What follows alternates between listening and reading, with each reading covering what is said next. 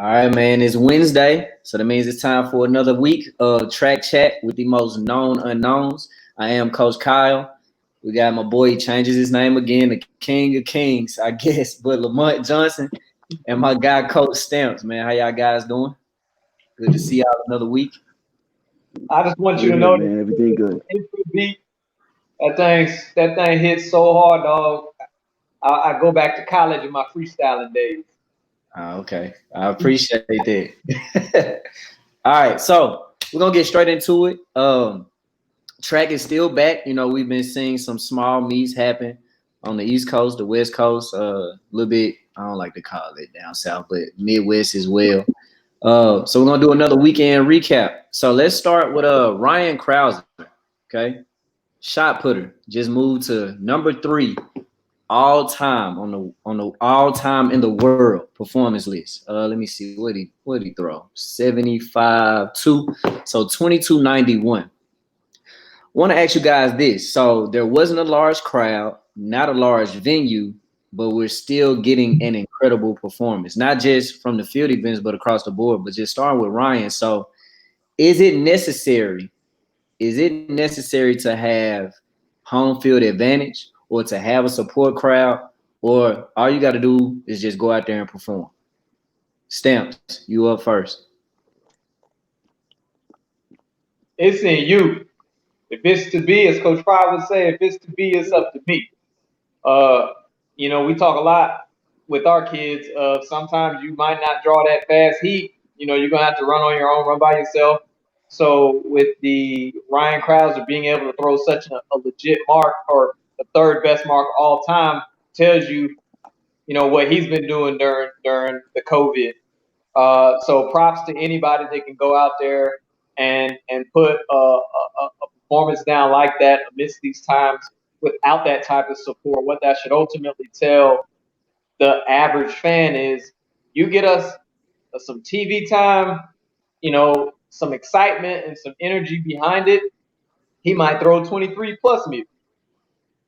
I think it just adds it for him to do that without the crowd. I think it would add exponentially if you have the crowd because you have the essence of the glitz and the glamour of the performance piece of the entertainment side of track and field. All right. What about you? Um, Prince.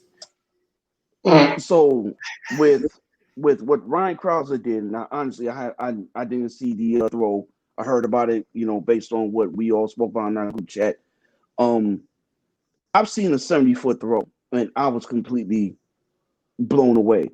But the fact that he threw the number 3 throw ever, not in the U.S., not underwater, in the world, in the history of the world, he threw the number 3 throw under those circumstances by himself. It goes to show his focus and what he's trying to do. Moving it, he sent a resounding message that he's the man to beat. And that alone, under the circumstances, is phenomenal. That, to me, is probably one of the greatest feats that we will ever hear about until we get video evidence of what he's done. Wow, that's just amazing, man. That's just amazing. I mean, a lot of these athletes are under a lot of duress because they have to compete because of their contractual obligations, which we're going to delve into here more than likely. Yeah. For him to do that and throw out a big throw, one, it shuts his sponsors down completely, saying, okay, well, he wasn't just laxing, he means business. Now he puts the pressure on everybody else to go out there, and now they got to throw. They got to compete. All right. Was he by himself? Did he have competition? Was it just him? I mean, he had comp, and so I actually the venue at Life University, where they're competing. Like, I went out to it when the meet was almost over with during the first week, and it's essential. I mean, you might as well say it's like a blue and gold meet, or Okay. red and white meet, like an inter squad meet. Like, that's essentially what it is. But it's not like you don't have good competition out there. I mean, at this point, he is in a category by himself where he is competing by himself, but it's really no bigger than a practice meet. No knock to the meet itself, but I'm just saying just how it's set up and like when you go out there, it's definitely not a championship vibe or even just a a diamond league type of vibe or even just a European type of meet. It's literally like, man, hey, y'all feel like competing, let's throw something together, let's make it happen. And that's what it seems like, just a little backyard meet. Moving on though, Donovan Brazier. So Stamps, you hit it on the head with people. You get to see what these athletes really are doing during this pandemic. So Donovan Brazier this week, he ran on like a co-ed 2x2x400. So his splits were 49 with a minute rest and came back with a 51. Now, of course, if you add that up, that gives you 140, 141 in the 800. So I'm gonna just give a cushion, since you don't necessarily get a minute rest on that second lap. Let's say he's ready to run 142 or better. So this young man is on a roll. And again, a smaller meet, not a lot of noise and all that in the background. It's just you and maybe somebody else beside you or behind you in this case. I mean, because he was rolling. So Lamont, how ready is Donovan Brazier? Or like how good is Donovan Brazier? Honestly, the sky's the limit. People tend to forget that the kid can possibly run 44 seconds in the open quarter. He was on A&M's 4x4 team, so he always had that foot speed because he was trained as a speed half miler, which is something that a lot of people don't really know. You have to speak to Francique about that. Running 49 and come back at 51. Listen, I've heard of people who've done that, and you know who those names were? Johnny Gray, Rhodesia. Think about those are the upper echelon half milers to ever come through the United States and the world. He's ready. I don't see anyone beating him unless there is more than one representative from a country boxing him in and trying to make sure that he can't run his race. Because sometimes the Kenyans and the Ethiopians, they're known to do that. Like if they got the one favorite in there, they're gonna make sure that favorite is gonna be in position to win if knowing that they can't win. But other than that, I don't see Nigel Amos beating him. Rhodesia just had surgery. He got into accident, so he was out this year anyway. He's been out for God knows how many years. He's the favorite, man. He's ready. I'm gonna be fair. He's gonna run 141 low. 140.94 that's a different animal. And if you never seen Rhodesia run live, I did. I saw him running the New York Diamond League meet. I was there live. I seen it all. I watched that man make a dude quit in the middle of the race. Literally, he's one of the top half miles that ever run. It made him tap out going into 500 meters. He stopped. Literally stopped. He wasn't the rabbit. He was in the race to get paid. He made him stop. He got the 600 at like 114, 115, which is ridiculous. Like I just sat down. I just had this dumbfounded look on my face. And so when you got someone that's capable of doing that, you have to put respect on that magical number. But Donovan Brazier is going to run the second fastest time ever run in the 800. I am going to give him that. I will give him that much. I will give him that. And what I will say to you guys and the people out there, if you want to see it, YouTube Tracklandia. So like LANDIA. They'll show it live. But sometimes I never know when these meets are happening live. That's another conversation for another day. But the links are up on YouTube if you just go to Tracklandia. Stamps, moving on. Hold on. Before you move on, also remember, people, he ran 3:35 in the 15 in an event that he doesn't contest. A week prior. So he's in some serious. He's in Olympic shape. He's ready. He's beyond ready. He's ready. All right, Stamps, moving on to my dual hurdler. But we saw a 400 hurdler and what has been coined at this point a quarter miler. But me personally, I think if you're a sprinter, you can sprint. You can run the 1, the 2, and the 4. If you're a hurdler, you can run both hurdles. both are still sprint races. So if a coach say, hey, Stamps, I'm pulling your number, you're going to run the 60 today or you're going to run the 200 today, depending on your time in a particular event, you should still be able to produce something else. So we saw a 986 out of Michael Norman, and we saw a 1003 out of 1003. Yeah, 1003. All right, not win aided. They didn't have a Texas win behind them either. So as my dual hurdler, man, how impressive? First question, how impressive are these young men's performances? And I gotta ask you this specifically, Stamps, because I was your understudy for a brief period of time. How important is that foot speed in these longer sprint races? Boy, you know, I remember when Vince told me that I thought I was rolling when I ran my little 1046. You know, I had a nice little, and I think I had a little like 2.2, 2.5.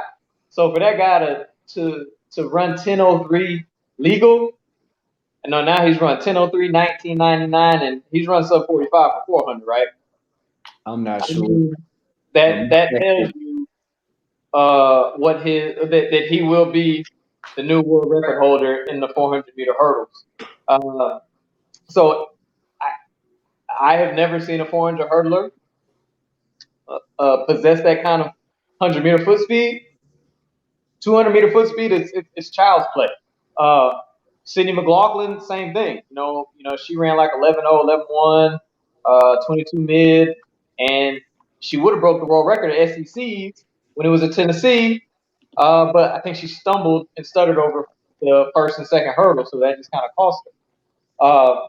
So what that's going to mean for him, and you know, as you said, as your understudy, if you're a 400-meter hurler that has foot speed, that just makes your ability to kind of stay in that tempo of your rhythm that much easier. Because once your level starts to go down and you start to get that fatigue, you start adding steps, your body starts getting wild, and you know that's the demise of your 400-meter hurdle race. My bad. Hold up, Stamps. My bad. You can keep going, but yeah, he has run 44.31.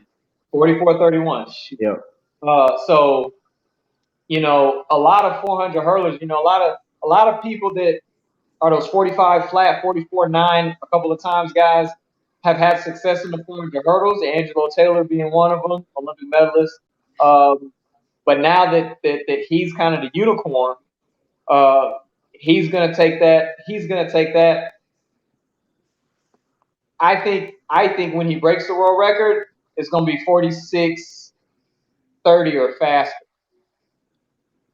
When all the things align, and it's that race because of Samba, because of Carsten Wom from Norway. Like that's like the hot race. That's the race a lot of people were waiting and hoping to see. Yeah, we want to see. You know, at the Olympics this year, and you know, World Championships coming up and things like that. So, we had a little sidebar conversation. So I gotta say it.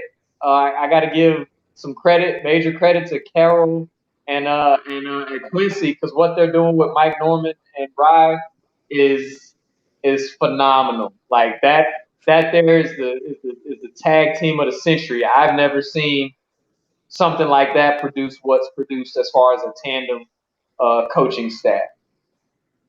All right, come on. I know you got to add to it, man. Okay. What we witnessed this past week, was I shocked by what Michael Norman did in the 100? To be honest with you, based on conversations I had previously, I think Stamps and I had a conversation probably about a year or so ago. The 9.8, we're not surprised. Not surprised by that. The 10.03, I'm a little shocked by it, but that just goes to show the type of talent that this kid is. But I am going to tell you this right now, and I want y'all to hear what I'm saying. Do they have the capabilities of breaking those world records? Absolutely. Do I think it's going to happen? Wait, which world record for Michael Norman? The 2 or the 4? The 4. Okay. And the 400 hurdles. And I will tell you, based on what I know, there are things that are missing from each individual that is going to hamper their pursuit to those records. If they fix that, understand something. The men's 400-meter hurdle record should be 45.9. You heard it here. If they fix it and they catch it, the world record is going to be 45.9, the 400 meter in the 400 meter hurdles. Okay. Now there's other things with the open 400. There's something that they're gonna have to fix that ain't no training can solve. I'm gonna leave it at that. We're gonna have a whole bunch of people watching. Somebody, yo, Lamont, what are you talking about? Stamps, what was he talking about? We could talk about that off air. But there's one thing: if you watch last year's World Championships and gather the information, there's one thing that they're not gonna probably be able to fix. And if they can fix that, then maybe he has a shot. Other than that, nope. All right. Well, that before we move on, there were also some Rudy Poo performances. I'm just saying. Look. So again, I chunked it up to, hey man, you probably under a load. You don't know what else is going on, something like that. But I know off camera, we had some discussion about it. So I want y'all to let the people just know your thoughts. But before we get into it, what I will say is this. We are doing a disservice to our sport of just these meets not being publicized enough. Like, whether it's live or recorded, like athletes, y'all should be tweeting, posting, reposting about it. Whether it's a good performance or bad performance. I mean, shoot, there are still track fans out there. There are still just sport fans out there. People that they like to see people go fast. They like people to jump far, throw far, jump high on pole vault, high jump. Like, why in the hell are we keeping our sport a secret? Number one. Number two, Lamont, I want you to go ahead and go angry black man on these numbers that we saw from these elites. Oh, okay. So we all know, we all got word as to why a lot of those marks were, in other words, Rudy Poo. Say it. Rudy Poo, diarrhea worthy. I'm not gonna use the S word, but it was diarrhea worthy.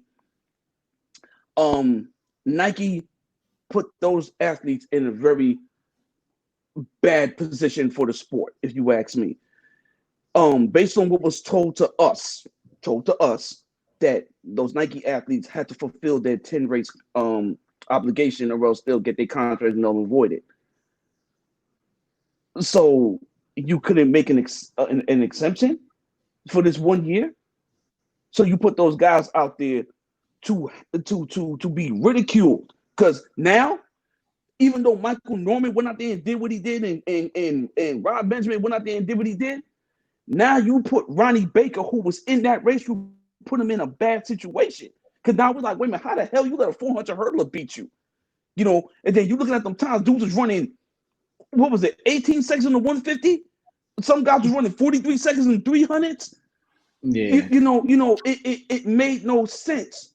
So you wanted these guys to not only go out there and perform at a high level, but you wanted to go out there and perform in a pandemic, kept it a secret, where only the inside knew about it.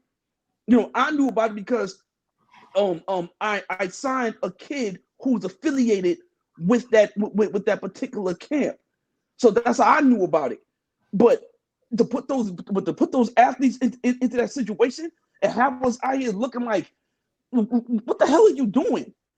You could have saved that. You got Olympic champions, world champions, up and coming superstars out there putting out these crappy ass times. So what was the purpose of you holding them? What's the purpose of you holding them? You had Gatlin ran 5 races? Did he run like the 60, the 100, the 150, and It was a something else. workout. Right. So they went out. So they flew halfway across the country to go work out. They flew halfway across the country to go work out. Now, what if the Diamond League seasons are not next year? Like, oh, wait a minute. I saw what they ran last year. They probably fell off. We're not going to put them in our meet. Now the agent's got to do extra work. Say, listen, we just had to fulfill the obligation. To me, that was stupid. And Nike should know better. And track and field should do better. And they didn't. They didn't do us any justice. That was horrible. And Mont, you already said Gallon only got 3 bullets anyway, so he just used the bullet for nothing. He did. Well, should that was a flare. that was a flare. Should that be the real case? Then I'll say this to those athletes: I appreciate y'all not going out there and getting injured, because it looked like some safe running to me, and I'm fine with that. Because if you got to protect yourself and protect the check long term, do what needs to be done. But they had dudes wearing their trainers. They wasn't even in spikes. They were in trainers. If that's the case, then I'm like, cool. But again, because I didn't get to see it, I didn't get to hear about it. All I see, oh, there goes some meet results. What is this? So right. Okay, cool. All right.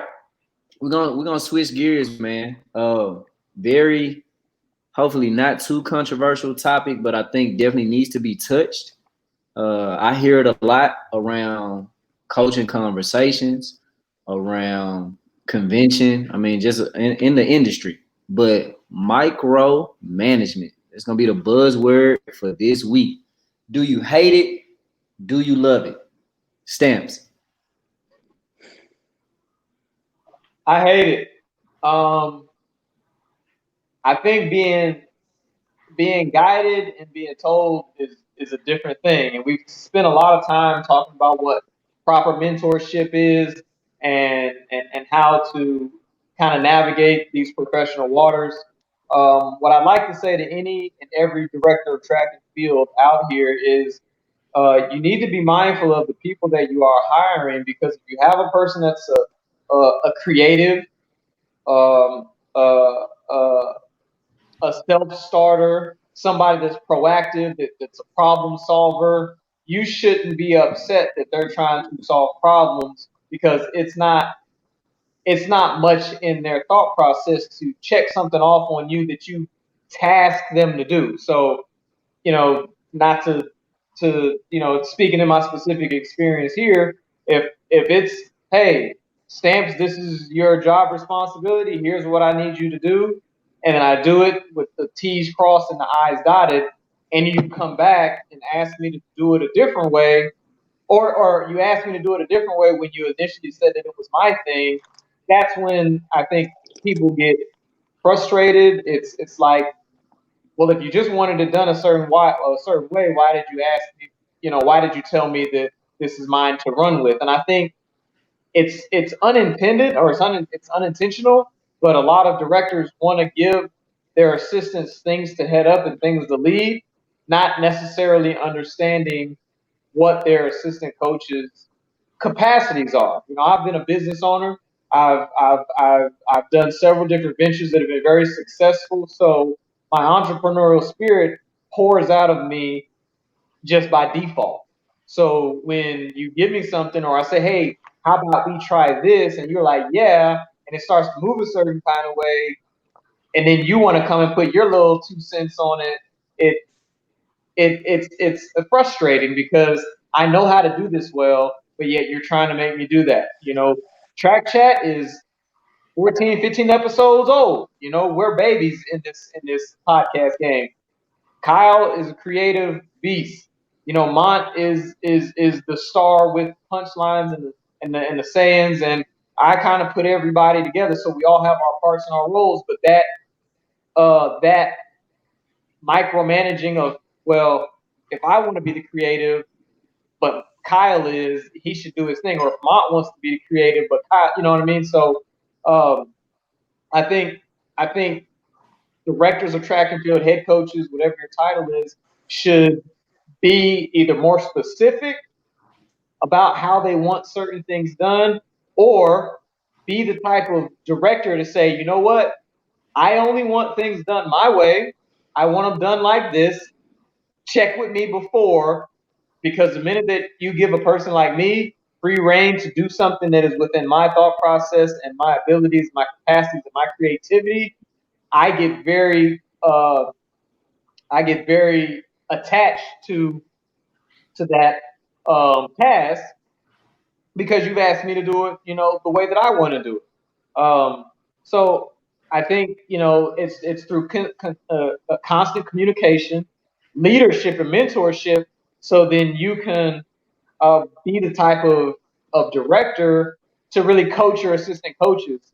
I don't think a lot of directors understand how important it is to coach their assistant coaches. They really expect people to come in ready made, totally be able to facilitate, totally be able to handle conflict, totally be able to resolve said conflict, and and coach. So micromanaging is not is giving your assistant the capacity to decide to do something, and then you come in and make them change it up or do it differently or do it the way you wanted to do it from the first place. And I'm just a very pragmatic person, and if you want something done a certain kind of way, then just tell me that off rip, and then I'll deliver it that way, because that's what you asked me to do. But you will definitely meet some friction with me if, and not disrespectful, but you will meet that friction with me if you say, hey, Stamps Gold fundraise. As long as it's legal and advisable through the NCAA and compliance and everything, I want it to be your thing. So then when I present something, the kids love it, compliance is all right with it, but then you have an issue with it. What are we doing? Directors and head coaches, y'all need to do that. All right, so Lamar, Lamar, I want to ask you a follow-up question to that, and you'll still be able to address the hate or the love it. So you and I both, we're newly head coaches, but a follow-up to that is micromanagement necessary? Is it necessary?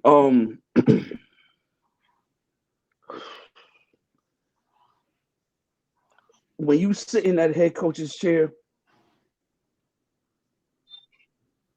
it's a necessary evil, and I mean it from this perspective. I'm at Division II, so I am able to take chances on hires. So when I'm bringing in two of my best coaches, one ended up moving on, becoming a head coach. They came out of the high school ranks, so I had to micromanage certain things with them. But what I didn't do is what was done to me and what was done to Stamps, and probably what was done to you. You know what I'm saying? I would make it a learning moment. We'll have those conversations, and I'll make it a learning moment. Like, baby boy, hey, understand something. And I always use him as an example. I said, listen, you're aiming for the big top. If you go work for Pat Henry, I'm gonna tell you right now, there's certain things you cannot do. So here's how you're gonna move. I let you do this, but this is how I wanted to be done, because believe you me, I'm getting you prepared to handle any and every type of coach. Well, not everybody, but just trying to give him an idea how to move correctly when he moves on. So I feel that once you see that they starting to understand and they not making these particular errors anymore, then you can kind of take the reins off them a little bit. But you still want to have something in place where, okay, once you do, like for example, I tell them all the time, before y'all make an offer, y'all got to talk to me first. Run it by me first. Let's talk about it. Then if I agree with it, then we'll go from the hey, go ahead, send it off. You know what I'm saying? Go send the paperwork off, have it signed, bring it to me, I'll sign it, and we'll get it, and we get it handled. You know, there's certain things I want them to understand, like how to do the budget. Like I always do the budget, but I give them a play budget, like a fake one. I got the rule, and I give them a fake one for them to learn, and then I'm on their butts all the time. Like, listen, why is that in there? This and that? Let me see your budget every week. This, whatever the case may be. I give them I let them do the scholarship stuff. Let me see it, this and the third, whatever the case. Let me see how you moving money around. Okay, now we're not doing this. Now we're not doing that. And I sit down and have a conversation with them. And then once they start to understand how I would do things, then I take the reins off of them a little bit, but I still have something in place to where they have to check with me first. You understand what I'm saying? Yeah. So I respect both sides, and so for me, for you, Stamps, and me when I was an assistant, the micromanagement, I would always say, just once you give me that task, let me either be successful or mess it up. So that would be my thing. And so I would be given a task, but I wasn't even given time to get it right or wrong. So that would be my issue as an assistant. And the second part to that, the micromanagement that I didn't like was because I wasn't able to learn. Now I'm in a head coaching role. I ain't know nothing. Straight up, I didn't know anything. I hadn't seen a budget. I hadn't seen not that assistants need to see everything, because I don't think that they do. But in a teachable moment, and any head coach that is a leader, I think it should be more of an approach like what Lamont is doing. And that's the approach that I'm doing with my now assistants. Like, it should be, you as a leader, like, teach them, because at some point, whether they move on to be their own head or even another assistant, they may take on some of those responsibilities, or they may move into your seat. And it is not a fun feeling to just be blindsided and everything just dropped on you at once, But and here's, and here's, here's the problem. And this is why we're consistently talking about this and why we're having great dialogue in said topic is a lot of directors feel a type of way about opening up the expanses of what it, because then if a more successful assistant knows how to do everything the director does in so many ways, their internal struggle with very capable assistant coaches is, oh man, they're gonna take my job. let's table that point for later on. I was about to go. I was Let's about to hold go up, there, Stamps. but I'm Let's gonna table go that. back. But I'm gonna take it back just a little bit. But go ahead, go ahead. Yeah. I want to make a response to something, Hold but I'm on, not gonna touch on Lamont, what let me Stamp say said. this other piece just to that. Now, the other piece of where I see the micromanagement necessary as a head coach is simply this: I'm responsible for every single thing that happens to this program. Right. And so I will trust you with a task. And then after that, I'm gonna just come back and follow up to make sure it's done and a deadline is met. And I'm gonna make sure that even though you dotted your I's and crossed your T's, I'm gonna make sure that it's done as well, just simply because I gotta make sure I save everybody at the end of the day. But go ahead, Lamont. So I remember the situation I was in as an assistant coach, and actually there was two. But I'm gonna talk about one in particular. We had a international athlete um, that was transferring to our school. I had beat out a couple of schools to get the young athlete, and there's documentation that they have to fill before they're able to come into the states. Because if they're in the states without that documentation for that specific school, you can get in trouble. Now, mind you, I never recruited an international kid up until that time. Okay, and so I'm looking for guidance, and the head coach was like, "You need to figure it out." And then when everything went wrong. Now me, I'm from New York. As grown as we are, there's a certain code that I still live by, and I had the receipts, and I could have buried that coach, but I didn't. You know what I'm saying? And I would have been in the clear. Now, mind you, I didn't get written up, nothing like that. They looked at it, look, brand error. He didn't know what's going on, this and the third. The time when it was time to micromanage or to manage your assistant, this coach did not teach me anything. I was out there, everything. I was out there in the blind, not doing anything. Like, I knew nothing. I was just feeling my way like I'm using the Jedi Force. Like, I mean, it was ridiculous. So you're right. There is a moment where we need the head coaches to teach us and not be in fear. Oh, okay, if I teach him or her too much, oh, the AD or my supervising AD is gonna see it and they're gonna give my job to them. Then that leads to the other question that we're gonna talk about. I'm gonna leave it right there because I'm gonna give the whole thing away right now. Yeah, I mean, we're gonna jump right into it because I'm glad Stamps brought it up. So building the staff and Stamp, so I don't lose your point. I don't want them to take my job. Let's talk about it. Finish your Uh, thought. I think I'm a huge person on the outliers aren't the reality. So we all know and are aware of a handful of jobs that assistant coach has circumvented a head coach to get the head coach seat. Now, some have been appropriate. Some maybe, they realized that it was time to change courses when it was time to change courses. But the overwhelming majority of directors of track and field and head coaches across the country, I think their athletic directors that have hired them, it's a pretty stated fact that, that's who they Uh-oh, ladies.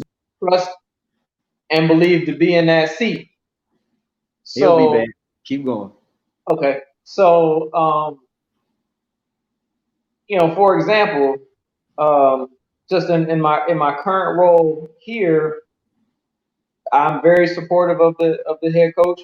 Um, we've had our our sticking points of, well, hey man, you asked me to do this, are you gonna let me do it or not? If you want to do it, then you do it.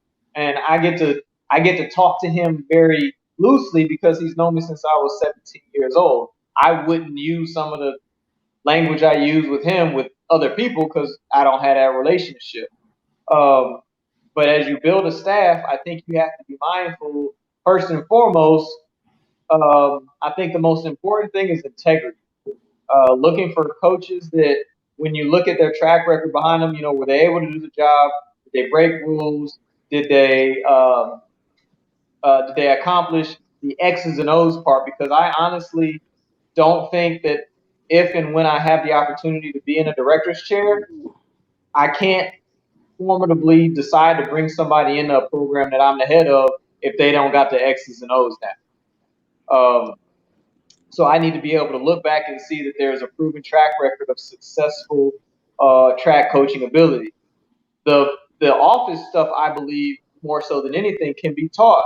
If I'm an efficiency person. I'm not somebody that knowing that we already have the majority of our weekends from January to the second week of January till June accounted for. I don't, I'm not one of those coaches that's ever going to tell somebody they need to be in from 9 to 5. As long as your tasks are taken care of and your coaching responsibilities are good, and there's no issues with your rules and things that you're doing. We spend so much time away from our families. If it's easier for you to come in at 11 o'clock on a particular day, then come in at 11 o'clock. No harm, no foul. So I think as you build a staff, you got to bring in like-minded people, grinders.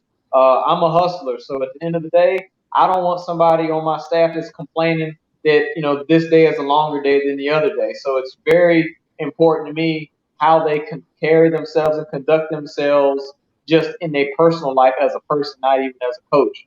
Nobody likes to be around Debbie Downers. I'm not no Debbie Downer. I don't want no Debbie Downers. You know, on my staff. I'm going to do my best to not pick people that kind of look at life as the cup half filled versus half filled versus almost filled. Um, Positivity, um, and I think relationships. When you look at bringing in coaches, I think you have to be very mindful of who they've been around to get them to the spot that they've been at. Were they somebody that leaned heavily on their coaching tree, or were they somebody that had to grind to get it? You've seen them like making it happen. Like Mont said, he had a guy from the high school he brought in.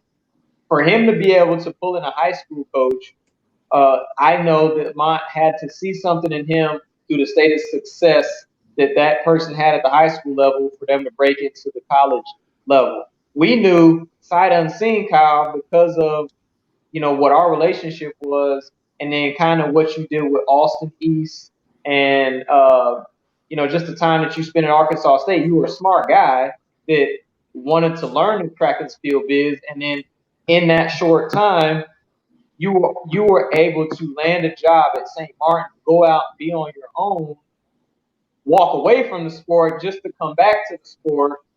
That says everything about the people you were around. So you're a product of Norbert Elliott. And the fact that you're a product of Norbert Elliott is that you have a certain consistency, favorableness, and grasp of things that other people don't have, which is another topic we'll talk about when former athletes decide to coach, how much they have a greater sense of concept than somebody that never ran at a level like the collegiate level. Yeah, that we will. So Lamont, what you did miss, but Stamps continued to speak on it. The relationship part of building that staff. So I'm gonna try to craft this in a way to not say it the wrong way. But when people get hired and or fired, and it makes you raise an eyebrow or say like, how'd that happen? Is there a way that we could streamline the hiring process? And should there be a level of respect as to how people are exited out of a position? Before my answer to that, I just want to say this one thing. I know Mont can handle this totally. But as far as exited out, there is a consistent and visceral dropping of the ball throughout the collegiate realm of track and field, and how they go about letting people go. It needs to be addressed, and hence why we're having a conversation. But because I've been somebody that's befall, wanted to say that we got into collegiate athletics for the X's and the O's, for the wins and the losses. And at the end of the day, you brought me here, spoke very highly into your situation. You could do the exact same and say, hey, it just didn't work out. And I would have much more respect for you than coming in one day, everything is going well, and then exiting that same day, not knowing and understanding the stress associated with having a job one day, and then the next day, all of a sudden, your safety net is gone. All right, you asked a lot of parts in that question, and I hate when you do that. I hate when you do it because we already had our questions, and then all of a sudden you want to add extra stuff on the fly. It's just based off of how the conversation flows, man. But see, the thing is, the thing is, my sigma, okay. If you had chosen another fraternity, you would be able to articulate no matter how the conversation navigates. No matter what curveball is thrown your way, you would be able to adjust, all right, without stumbling at all. Okay, that's fine. But also remember this. Oh, no, hold on. That's fine. But also remember this, okay? I don't count the iotas. They're irrelevant. God made 3 mistakes before he got it right the 4th time. So anyway, go ahead. Go back to the question. Go back to your question. Go back to your question. You got to right. You got to run it back for him. But wait, hold on. Let me address it. For my upstate brother, I'm gonna slow down this southern drawl. No need. Let me answer. Let me piggyback over what Sam said. Mm-hmm. And I'm going to talk specifically. I'm going to talk specifically with college track and field and the firing process. Stamps hit the nail on the head. There has been, and it still is, a dropping of the ball when it comes down to the termination process. Nothing is more sickening, okay, than to walk into your office and your superior tells you, you know what, we have to go in a different direction. And then when you ask for the reason, nobody tells you. Yet still, these coaches are having conversations outside of the conversation that they owe you. And when you're trying to look for a job, oh well, I don't think I can bring you in because I heard some things about you. What do you mean? What did you hear? Like so now you stuck between a rock and a hard place. It happened to my goddaughter's father. Okay, he was stuck in the rock and the hard place. I know what happened to Stamps. Hell, it happened to me. You asking all these questions. Okay, what is the reason? This and the third, and because of it's a no cause or whatever the case may be. State they can't really give you an explanation why. Then when you're having these conversations with your colleagues, and they say, "Well, why did you let the spring coach go?" Give them that same response that you gave me. Don't tell them something that you're not giving that you're not going to give to me, because I'm out here fighting. We literally been out here fighting ghosts. Stamps and I, because I've only been fired one time. Stamps and I has been out there fighting ghosts. Like, okay, you fired me for what? Well, this head coach said that about me to such and such, such and such. Well, why didn't he or she say that to Stamps? So Stamps could defend himself. Then we got to go in the friggin' the Chitlin circuit, which I talked about earlier, and go explain ourselves as to why we got let go. Now we got to make these phone calls. People calling in paranoia, like, listen, man, before it gets on, let me tell you what happened, this and the third. I don't know why I got fired. And when you tell them that, then the employee, the person that you're trying to work for, or the school you're trying to work at, also look like you're hiding something. I've done it. I've done it many times. Like, listen, what happened at XYZ school? I don't know. They didn't tell me anything. And then they looking at me like I got something to hide. So we need to stop that. If you're gonna let somebody go, listen, you worried about getting sued and all that stuff. Look, man, them individuals, if it didn't work out your program, that's cool. But those individuals deserve to get another opportunity. And if you're one of those big wigs or sitting in one of them big chairs, you know that your word can destroy an assistant coach at any given turn, and no one will touch them unless you're certain people. We ain't gonna go there, but y'all know what I'm talking about. You can severely hinder the rising of assistant coaches. So if we got to change one thing, we have to change that, because nothing's more gut wrenching than to sit back and you put out applications and you get phone calls, and all of a sudden, some of these coaches, they don't call the people on your reference. They call, if you leave a reference off, they still gonna call that coach anyway.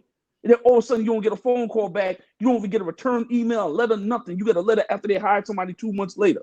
You know what I'm saying? So we got to change that. That's my spiel on that part with Stamps. I agree with Stamps on that. But you had the follow-up question. That was the second part. But woo, child, y'all messy. It sounds like this track and field world is messy. And right now, I'm naive to being fired. I pray the Lord that it doesn't happen to me. But if it does, hey, I'll make it.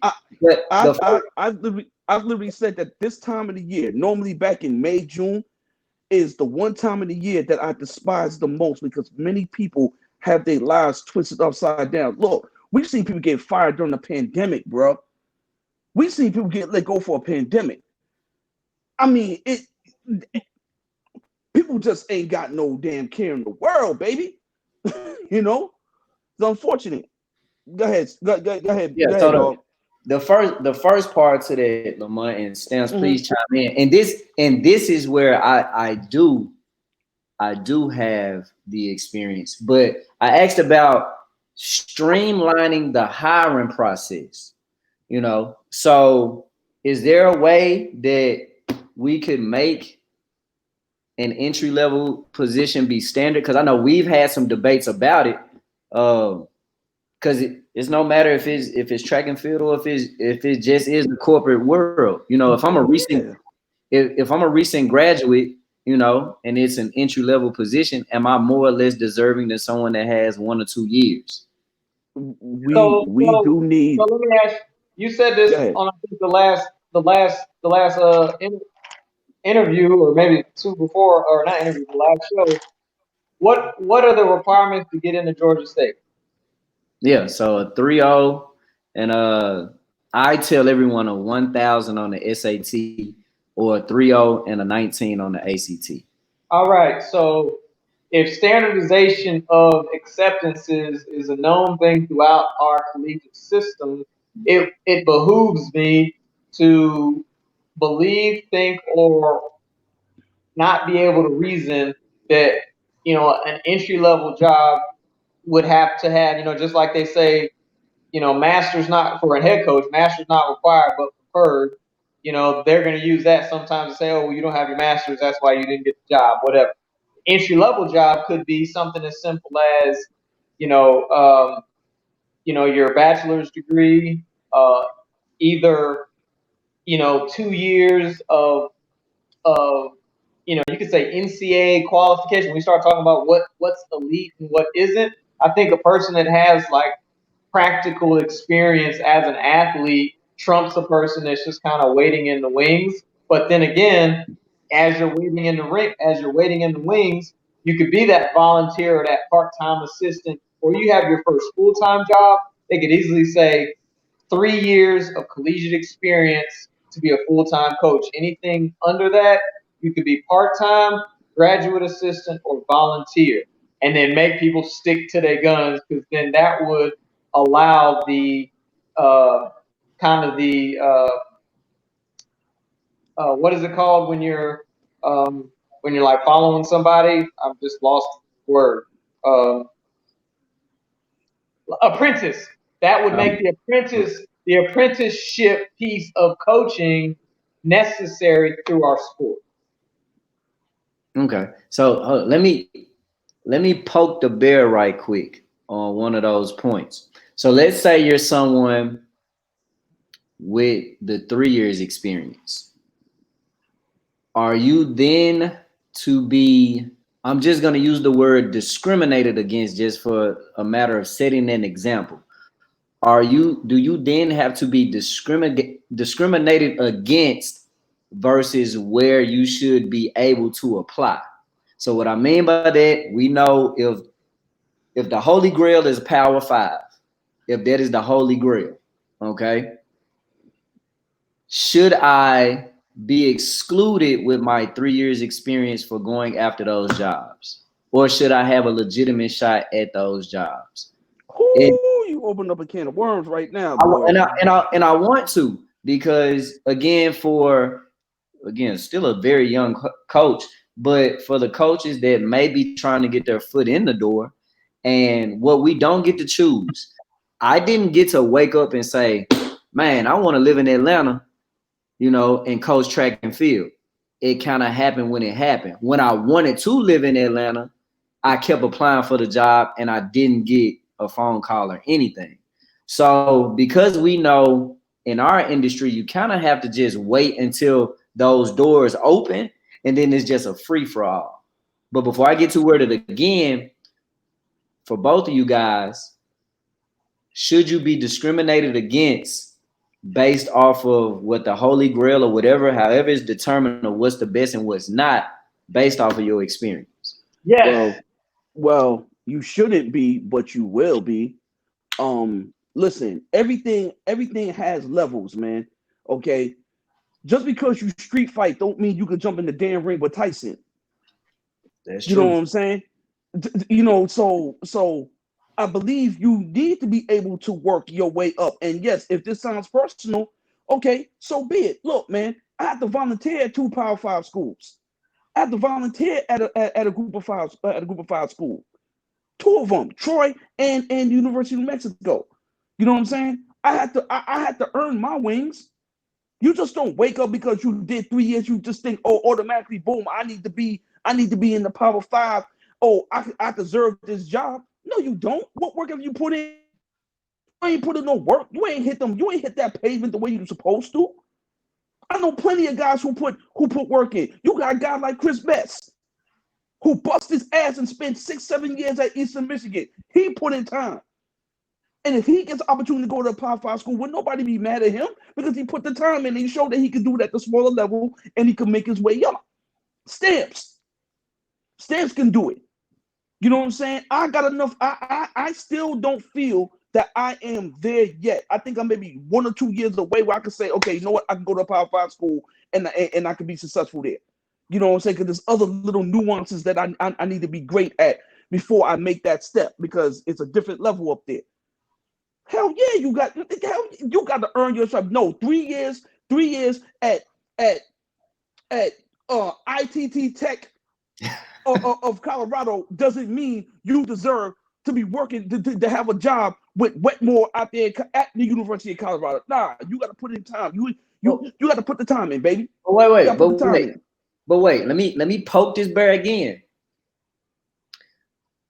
So is the time invested more important? And Stamps, this goes to the who's the best coaching question. Is the time invested more important, or what has been maximized with the time that you've had? So if I'm a 2-year, 3-year coach, but I have more production and I have been more productive versus someone that has been around 6 or 7 years, does that discredit me because I've only been doing it for 2 or 3 years? Great point. That's a great point, because I remember one of my things that I would say on a lot of my interviews was like, I understand I'm a young guy, but I got into coaching very early on, and nobody questioned Beethoven for being one of the greatest in the world composers at 7. Prodigy. And I think for the people that are on the outliers aren't the status quo. So you would have to look at that, whoever that individual was that can curtail the standard, like Doogie Howser. For everybody else, from back, when we was young, Doogie Howser got his medical, he was practicing medicine at 15, 16, 17 years old, prodigy, right? And everybody's not that. So you would have to, it's a case-by-case scenario when it gets to those individuals, because then at that point, I do believe production would beat out time. But the standard for everybody else to become a medical doctor is about 6 or 7 years of medical practice. And whatever that whole process is, if Lamont's able to say that he's still a year or so away, we can all, I guess here would be an underlying question. Tell me, if you guys can think about it, what coach at a young age in a big time program really legitimately made it happen? Because I can think of easily 5 or 6 young assistant coaches that got big time jobs that didn't make it. I don't know one of the young guys that made it in a bigger job that was actually coaching, not just being a watch holder. Okay, well, I got one name. That I think made it. But what's being considered the bigger job? Group of 5 and P5? Let's say P5. Because we know the schools that if they don't get the 45-6 kid, they can get the 45-8 kid. That school. I still got a name. Don't do it.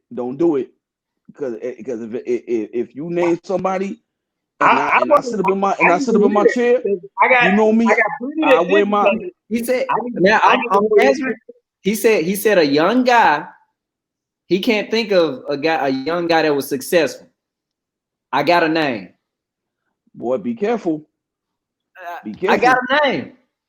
All right, let me hear it. CarJ Lyles. No, because CarJ went to San Diego State and then Missouri. Right, but how long was he at San Diego State? What? That's the question I need to know. I think he was there 3, 4 years. No, he was there long. 2 or 3. It was 2 or 3. He wasn't there that long. He was there for 4 years. I think you may be right, maybe 3, but I think he was there for 4. He was out in California because he was training at Chula Vista. So I would, again, I think that's about one that I'm not going to disagree with you, but I feel like he was at San Diego State almost like maybe going into the 4th year is when he left. But I feel like he was there for 3 for sure. Yeah, and so but then when he got to Missouri, I think the guy was a freshman at the time. Yeah, the 400 runner. Yeah, he got to Missouri when Missouri made the transition from the Big 12 to the SEC. That's an easy sell. That's an easy sell, dog. No. But in CarJ's defense, having success. But in CarJ's defense, listen, When my dudes work at places, I look what they've done when they was there, and I look what happened after they leave. Yeah, I get that. He Yeah. got there in 2009. Let me see when he got there in Missouri.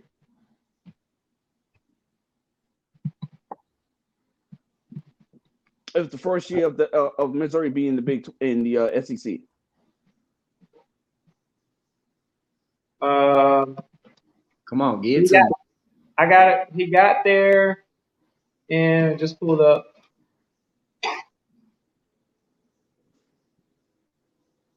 What year did I say he got to San Diego State? 2009. 2009. He got to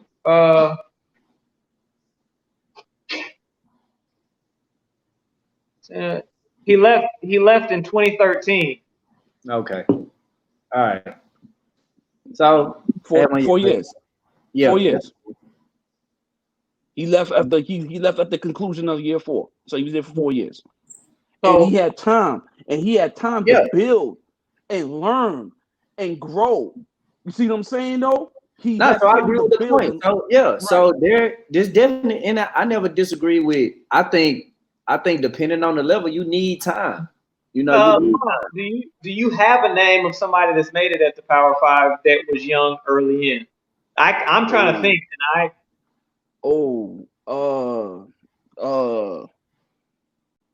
Sugar honey iced tea. Young and make. I was gonna mention one name, then I said nah, because I don't want to get Cal fired up. Yeah, he already know where I'm going with that. I was gonna mention that name. I said nah. Can't say Brazil. yeah, because Right. Leave it Yeah. alone. Right. Yeah. Young. Ooh. You got one? No, man. I don't have one. All right. Then is that valid point? Valid point. So we're gonna try to figure that thing out. Well, a month. You know what Yeah. time it is, man. I hope you're ready. I know. Oh, I know what time it is, baby. Okay. Don't debate me on this. Yeah, come on.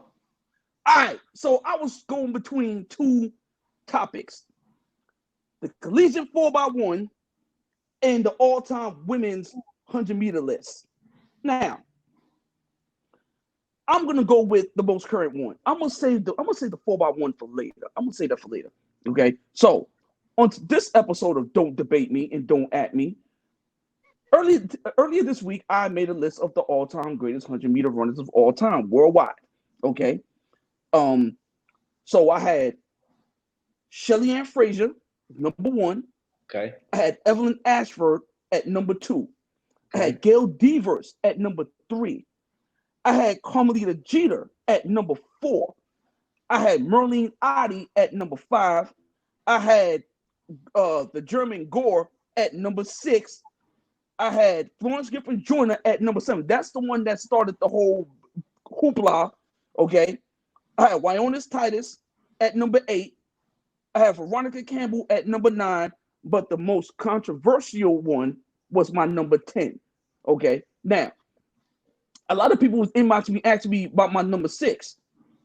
Do you realize that Gore set the world junior record, the European record, the world record, and was the first woman to break 11 seconds all in the same race? How the hell am I gonna leave her off the list? Not to mention she was an Olympic champion. Wasn't gonna leave her off the list. You must be out your damn mind. Okay. Florence Griffin Joyner. That was the other controversial one. Okay, people need to remember that FloJo was a 2'4" woman who happened to move down to the 100. Okay, and when she was moonlighting in the 100, Pause. Can we just call her a sprinter, please? So I gotta get this out. Hold up, I gotta get this out, Lamont. Can we stop calling people quarter milers? If you can sprint, you can run the 1, the 2, and the 4. We know that, but listen, there's a distinction you have to make in order for the regular person to know what we're talking about. Well, Okay. but that's part of the paradigm we're trying to shift because Yeah, if because my we 7:30, guilty. We 11:30 guilty year of it. old, I was okay We with running the 400, she'd run 52 seconds. okay, we know that, but you have to understand that we're talking to a broad audience. We're talking to a broad audience here. All right, we're So not so talking let's to my let's stuff. let's go ahead and start using that language. She a All right, sprinter. listen. Uh, she ran the 2 and the 4 sprints, longer sprints for the vast majority of her career, even at UCLA. The woman had one great year in the 100. It was phenomenal. It was Aries Mary's-esque. Okay, call it what it is. She had one great year. People want me to put her at number one because she has the world record. I'm not doing that. She had one great year. What is she doing? And what did she do in 87, 86, 85, 84, 83? What did she do? She didn't do anything in the she ain't doing anything in the 100. So no, she's not gonna be in my top three. Now, the most controversial one, and people paid very close attention, I specifically dated from 1997 to 2000, August 5th, 2000, was Marion Jones. Listen, we can all feel how we want to feel about Marion Jones, okay? I'm not listening to that bull crap that people talking about. She ducked the drug test in high school and all this stuff. First of all, I've never seen a high schooler get drug tested in high school at a high school meet. I've never seen that in my life. Maybe on some planet, maybe on some bizarro planet that they live on, they've seen it, but I've never seen it. Okay, so I put Marion Jones on there because of her dominance between those years that the IWF didn't wipe out. Okay, they didn't wipe that out. Dude, when you look at her stats from that year, it was ridiculous. It was crazy. Okay, so I had to put on it. Now you can make a argument about Gwen Torrance. Now, yes, I believe Gwen Torrance could be on there, but I had to look at the way Marion dominated between 97 and 2000. I'm wiping out the other years. From 97 to 2000, she dominated. Okay, dominant. Call it what you want. You want to say she was on dope, whatever the case may be. Okay, cool. I'm going off the IAAF. They still say that her marks at that time was clean. I'm going over those marks. Okay, so if anybody has a problem with my list, I don't care.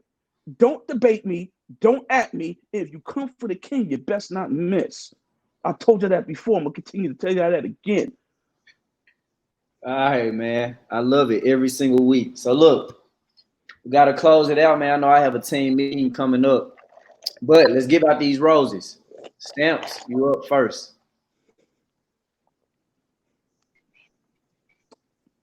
I would like to give my roses.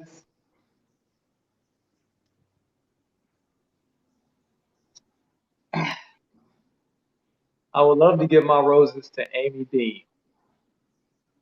Wow.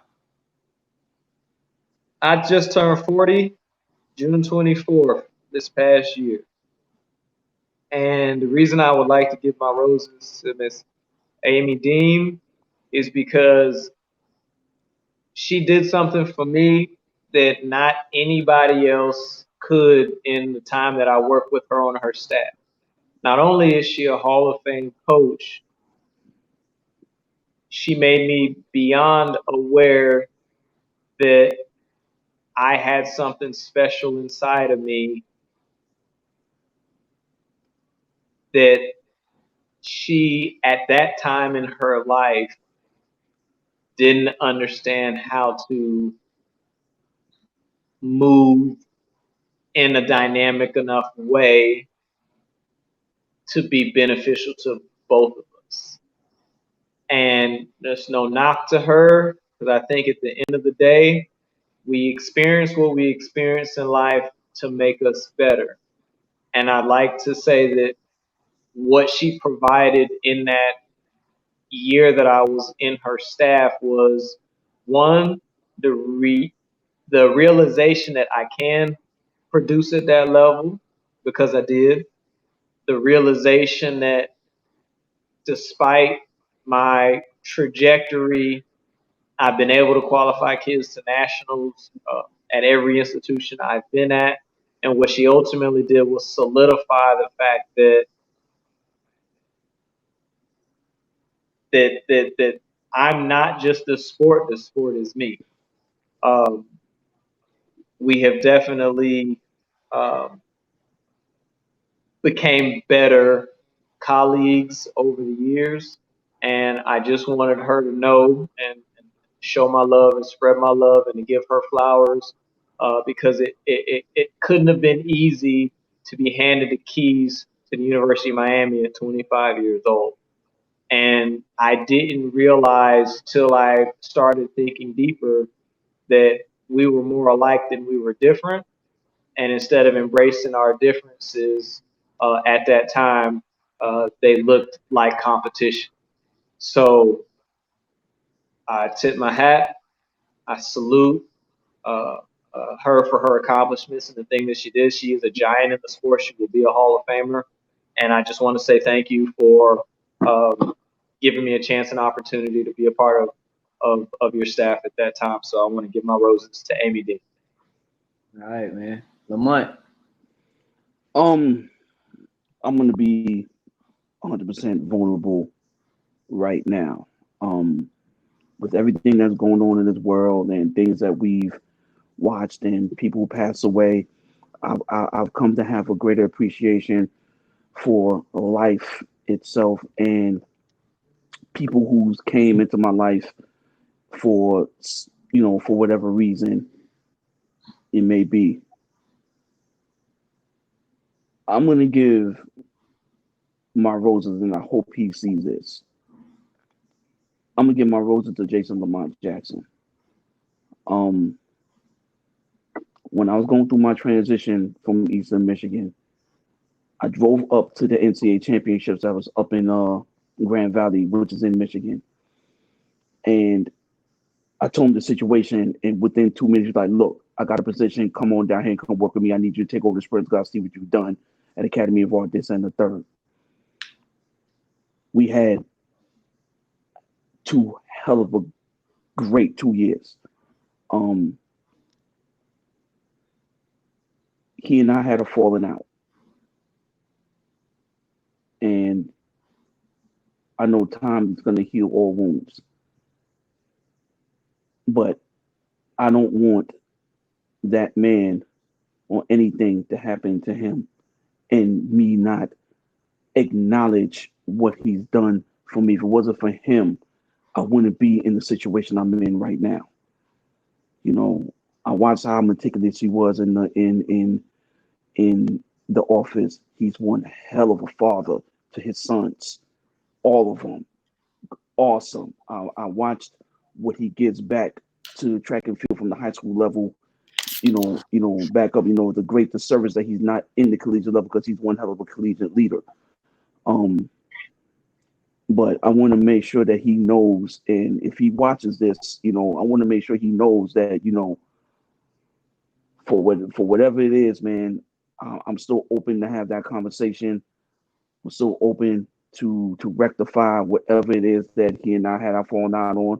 But the same token, I want him to know that he's appreciated. He's one of the many bricks in my foundation, and I'd be damned if I don't acknowledge what he's meant to me and what he's meant to my career as a man and as a human being and as a professional. So my roses go to Jason Lamont Jackson.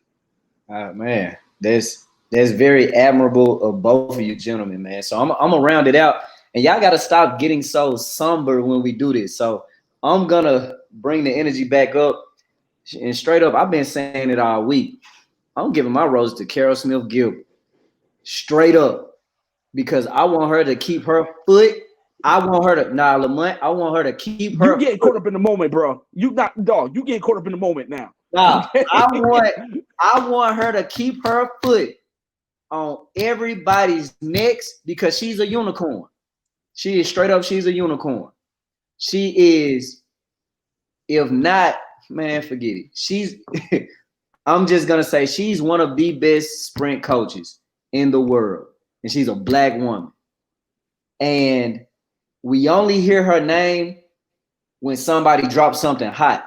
I've been seeing her do it, and I want to hear her name more. I want her name circulated in the same conversation, the same way we can yell out Vince over and over and over, the same way we can yell out Mouse, Coach Holloway over and over and over. I need to hear her name.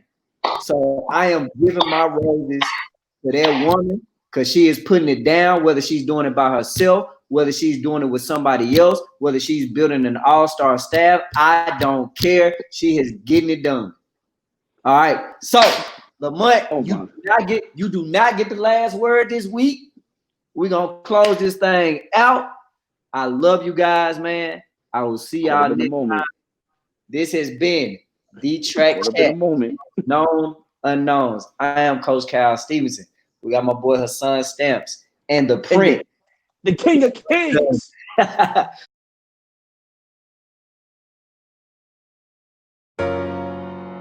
Yo, what's good, world? What up, what up, what up?